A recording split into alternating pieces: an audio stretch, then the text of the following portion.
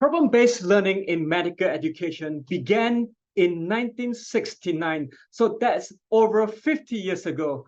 And in that 50 years, the effectiveness of PBL has been studied and proven all over the world. There's really nothing much we need to do to defend PBL. But many of our faculty may have come from schools that used teacher-centered education, that use lecturing.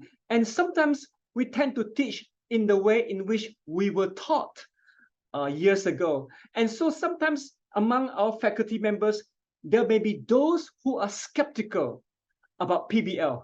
I was at a meeting and I heard a lot of complaints. Some people said that our students are too immature to do PBL and they're only going through the motions of PBL. They're not really learning. And if you really want them to learn, you have to give lectures. And so in this perspective paper, I'm listing out 8 objections to PBL that I've heard and some of which has been published.